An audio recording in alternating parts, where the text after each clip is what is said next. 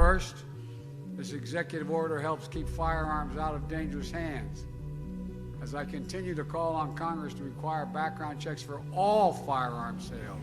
In the meantime, my executive order directs my Attorney General to take every lawful action possible to move us as close as we can to universal background checks without new legislation. What does President Biden's newest executive order mean for gun owners?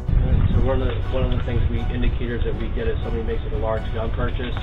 Will federal agencies like the Department of Justice use this executive order to unfairly target you? We'll break down the Biden administration's newest attempts to limit your Second Amendment rights in this video. Hi everyone, I'm Katie Pointer-Bainey, Managing Director of Government Affairs for the USCCA, and it's my job to watch the White House and Capitol Hill for all the latest developments on gun-related legislation. And look, I'll come right out and say it. The speech and executive order that President Biden made yesterday negatively impacts responsible, law-abiding gun owners and would ultimately do nothing to prevent the recent mass shootings. Let's look at the key points in the executive order, and then we'll dig into what it means for you. First, an executive order allows President Biden to make this decision without the input from Congress.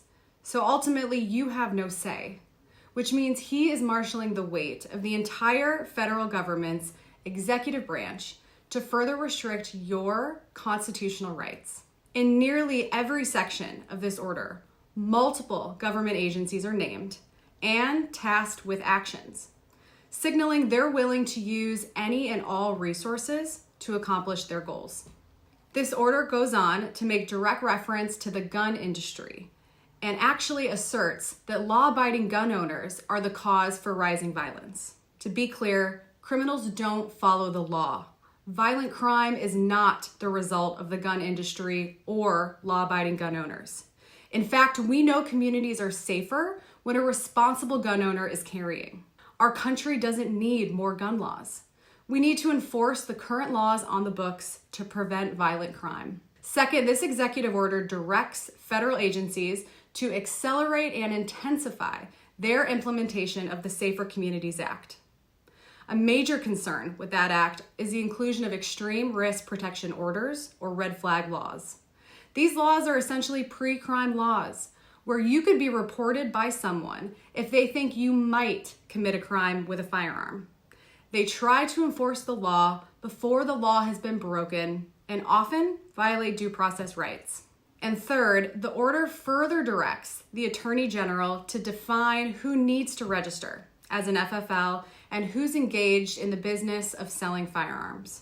There are more details within the order, which we're going to link in the description down below, but these are the most critical points for you to know today. So what does this all mean for you? If you're a responsible gun owner, not much is likely to change for you on a daily basis. However, there are two main points I want you to watch out for. First, if you are buying and selling firearms as a private seller, please stay up to date with how the ATF or other federal agencies may create new rules to further limit that activity. It's no secret that private sales are a huge issue for gun control advocates, and it appears to be the goal of this administration to reduce private sales as much as possible. Second, if you live in a state with ERPO laws on the books or red flag laws, be familiar with them and what your rights are.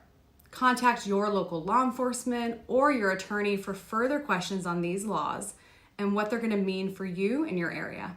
Lastly, this order delegates a lot of power to federal agencies to implement this executive order.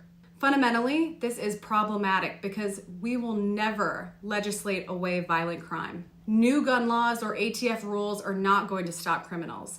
They're only going to make it harder for good people to protect themselves. We all want a safer society. It's just not going to be achieved through more laws. It's going to be done by addressing the systemic problems in our society, like rising crime, the national opioid crisis, and soft on crime prosecutors and politicians. We need to be committed to an above all solution. This means not just looking to the federal government for all of our answers.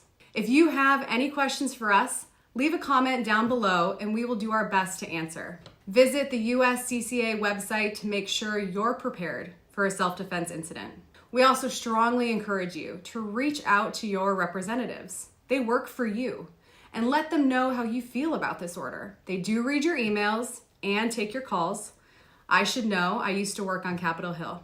Before we go, the USCCA has a secret giveaway going on right now that's free to enter, and it ends really soon. Just click the link in the description below to reveal what it is.